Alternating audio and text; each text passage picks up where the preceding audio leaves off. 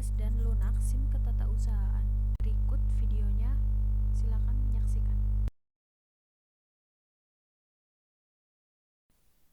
Yang pertama ada perangkat keras. Perangkat keras komputer atau hardware adalah sebuah komponen fisik pada komputer yang digunakan oleh sistem untuk menjalankan perintah yang telah diprogramkan, atau dalam arti singkatnya sebuah komponen pada komputer yang bisa disentuh, dilihat, dan diraba. Selanjutnya ada macam-macam perangkat keras pada komputer. Yang pertama ada CPU. CPU adalah pusat pengendali dan pemrosesan pada sebuah komputer yang mengatur semua instruksi program dan semua aktivitas yang dilakukan dalam komputer, sehingga CPU bisa disebut sebagai otak dari komputer. Yang kedua ada mainboard. Mainboard adalah papan sirkuit utama yang berguna sebagai tempat macam-macam komponen elektronik yang saling terhubung, yang memiliki chip BIOS, port, slot, dan jalur konektor sebagai penghubung dari masing-masing perangkat. Selanjutnya yang ketiga ada monitor. Monitor adalah sebuah perangkat keluaran yang digunakan untuk mengeluarkan hasil pemrosesan yang dilakukan oleh komputer berupa informasi yang dibutuhkan oleh orang yang memakai komputer. Keempat ada keyboard. Keyboard adalah sebuah perangkat masukan yang digunakan untuk memasukkan data berupa huruf, angka, maupun simbol, serta melakukan perintah-perintah untuk menyimpan file dan membuka file. Keyboard disebut juga sebagai papan ketik pada komputer. Yang kelima ada mouse. Mouse adalah sebuah perangkat masukan yang berguna sebagai penunjuk posisi kursor atau pointer pada layar monitor.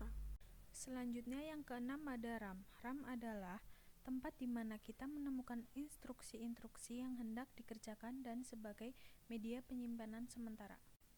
Yang ketujuh ada hard disk.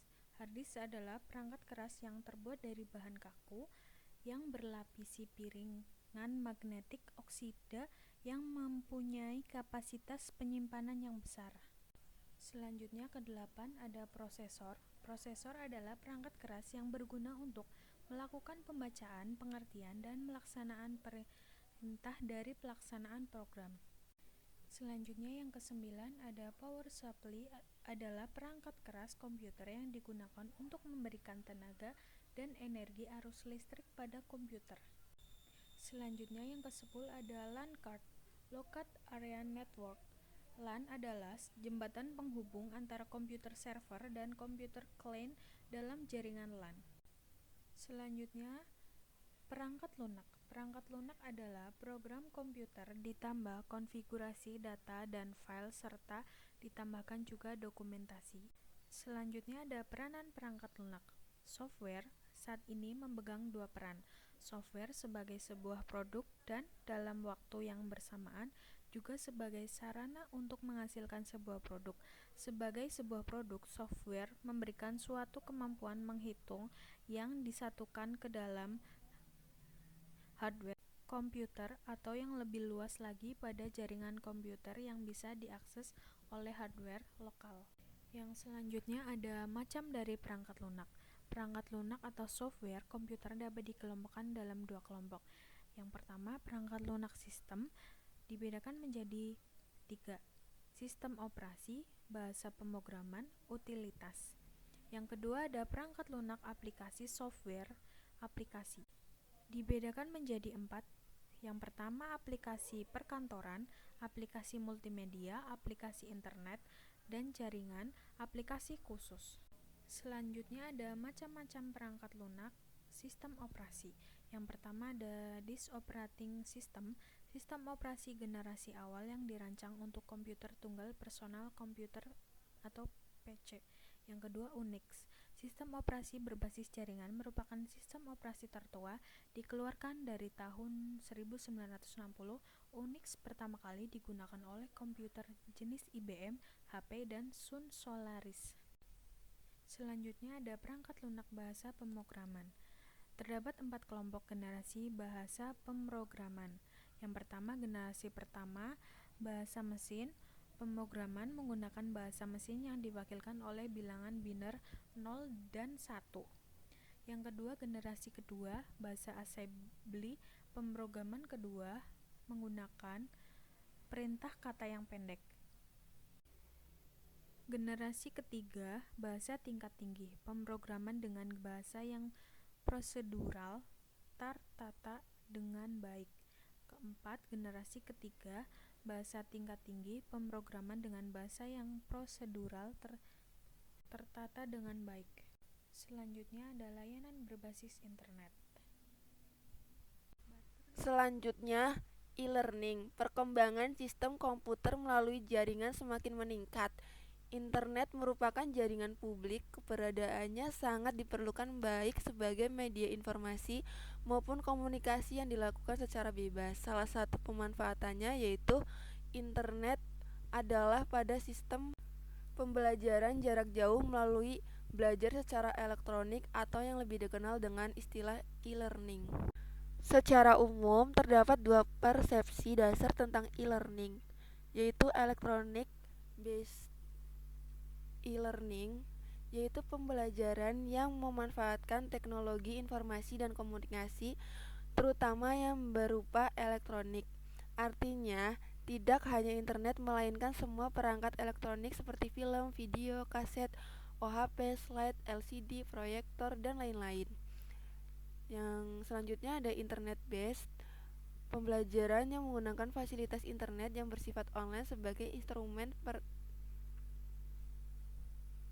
utamanya.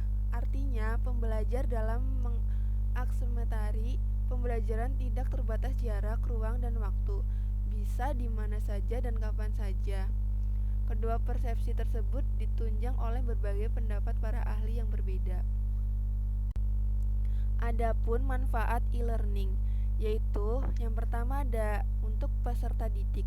Menurut Born tahun 2000, dalam siahan ini dapat mengatasi siswa yang belajar di sekolah-sekolah kecil untuk mengikuti mata pelajaran tertentu yang tidak diberikan oleh sekolahnya. Selanjutnya ada untuk guru, yaitu lebih mudah melakukan pemutakhiran bahan-bahan yang menjadi tanggung jawabnya sesuai dengan tuntunan perkembangan keilmuan yang terjadi. Kekurangan e-learning. Yang pertama, kurangnya interaksi antara guru dan siswa atau bahkan antar siswa itu sendiri. Yang kedua, kecenderungan mengabaikan aspek akademik atau aspek sosial dan sebaliknya, mendorong tumbuhnya aspek bisnis. Yang ketiga, proses belajar dan mengajar cenderung ke arah pelatihan bukan pendidikan yang lebih menekankan pada aspek pengetahuan atau psikomotor dan aspek kognitif. Selanjutnya ada kelebihan e-learning. Yang pertama, membuat pembelajaran tidak bergantung pada waktu dan tempat. Yang kedua, meringankan tugas guru untuk memberikan penilaian kepada siswa. Yang ketiga, memberikan kesempatan kepada orang tua atau wali siswa untuk memantau aktivitas belajar dan prestasi dari putra-putrinya. Selanjutnya ada m-learning. Mobile learning atau m-learning adalah pembelajaran yang memanfaatkan teknologi dan perangkat mobile. Dalam hal ini, perangkat tersebut dapat berupa PDI, telepon seluler, laptop, tablet PC, dan sebagainya. Karakteristik m-learning ada dua, yaitu mobile learning cenderung menggunakan perangkat mobile atau media portable seperti handphone, smartphone, iPhone, PC, tablet untuk mengakses sistem pembelajaran online. Yang selanjutnya yaitu memanfaatkan perangkat dan teknologi komunikasi bergerak. Yang selanjutnya ada praktis dibawa kemanapun, sehingga mobile learning memiliki ketertarikan sendiri. Selanjutnya ada kelebihan m-learning, yaitu yang pertama dapat digunakan dimanapun dan kapanpun. Yang kedua, kebanyakan device bergerak memiliki harga yang relatif lebih murah dibandingkan harga PC desktop. Yang ketiga, ukuran perangkat yang kecil dan ringan daripada PC dan desktop. Yang empat, diperkirakan dapat mengikutsertakan lebih banyak pembelajaran karena m-learning memanfaatkan teknologi yang biasa digunakan dalam kehidupan. Adapun kekurangan m-learning, yaitu kekurangannya sendiri sebenarnya lambat laun akan dapat teratasi, khususnya dengan perkembangan teknologi yang semakin maju. Kecepatan prosesor pada device semakin lama semakin baik, sedangkan kapasitas memori, terutama memori eksternal, saat ini semakin besar dan murah. Yang selanjutnya ada education. E-education merupakan suatu istilah yang digunakan untuk memberi nama pada kegiatan pendidikan yang dilakukan melalui internet. E-education adalah singkatan dari electronic education. Ada beberapa pengertian tentang media pembelajaran ini, yaitu e-education adalah sistem pendidikan yang menggunakan aplikasi elektronik untuk mendukung belajar mengajar dengan media internet maupun jaringan komputer.